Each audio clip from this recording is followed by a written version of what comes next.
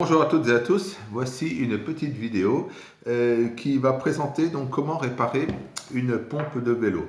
Alors cette pompe de vélo, comme vous pouvez le constater, a un aspect qui commence à être un peu vétuste, hein, elle a un certain vécu. Je l'ai réparée un certain nombre de fois et j'ai réussi du coup à la sauver de la déchetterie un certain nombre de fois. Alors, une pompe, comment ça fonctionne? C'est tout simple, ici il y a un cylindre dans lequel se déplace un piston. Le piston, donc voilà, vient pousser l'air pour gonfler le pneu.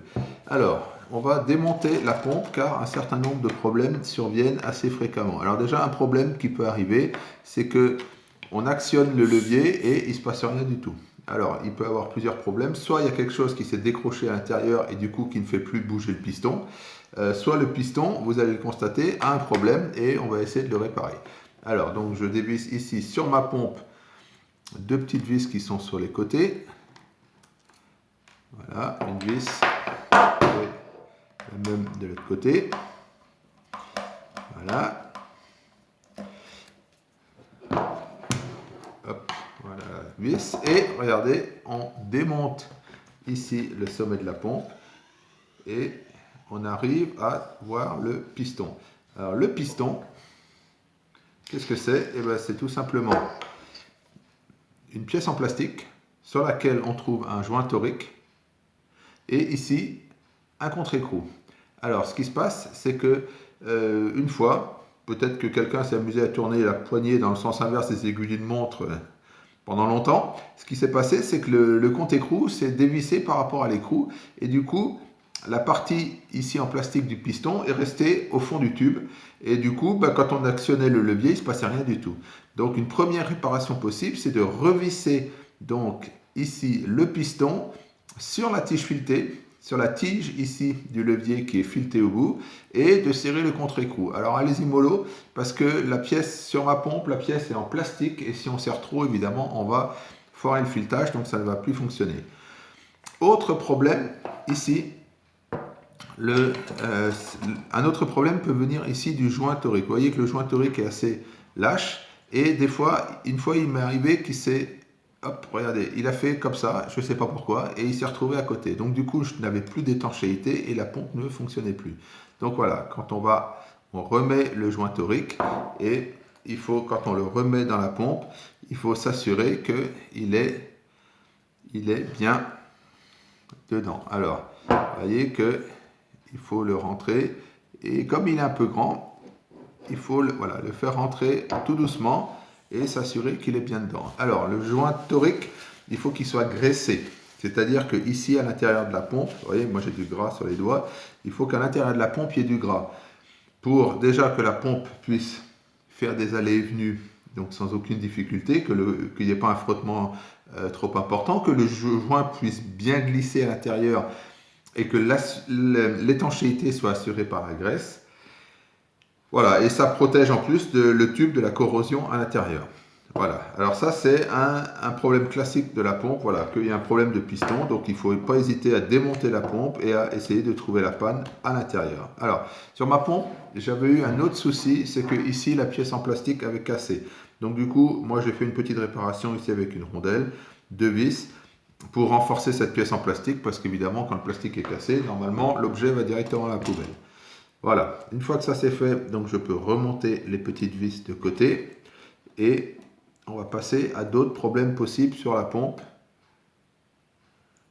Voilà, on met une vis ici. Voilà, sans trop serrer parce que ça vise dans le plastique. Donc si ça vise dans le plastique, il y a un risque d'abîmer le filetage si on serre trop. Voilà, on revisse la deuxième vis. Parfait. Voilà. On essaye.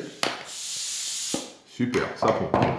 Alors, un problème qu'on peut avoir, c'est ici au niveau de la tête, c'est d'avoir ici le caoutchouc qui est craquelé et le tuyau du coup qui est fendu et qui ne permet pas d'envoyer la pression dans le pneu. Alors regardez, ici il y a une vis, on démonte la vis et voilà, on peut dégager ici le câble. Je tire dessus, voilà, et vous voyez que là vous avez un petit embout.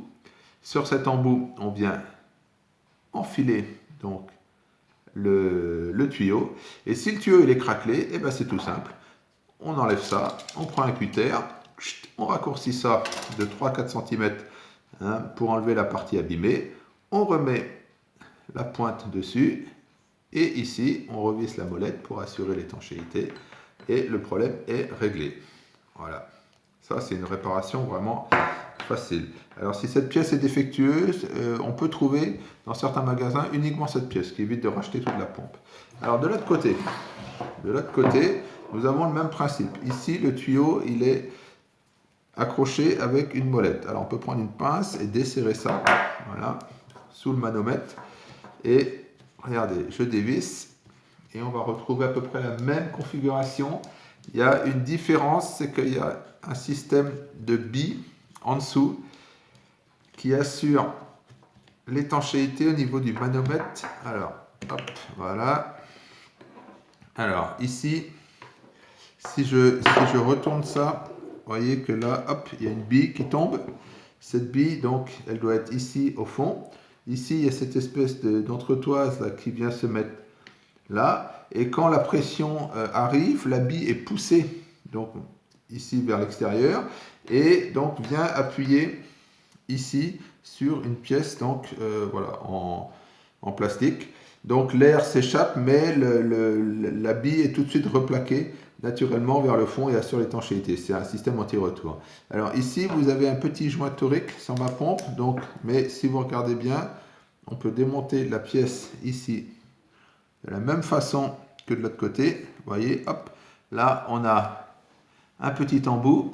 Si le tuyau est abîmé à ce niveau-ci, s'il a été trop tordu, s'il est craquelé, si le caoutchouc n'est pas de bonne qualité, et bien pareil, vous pouvez raccourcir le tuyau, remettre ça hop, dedans et remonter ça tout simplement ici à l'intérieur.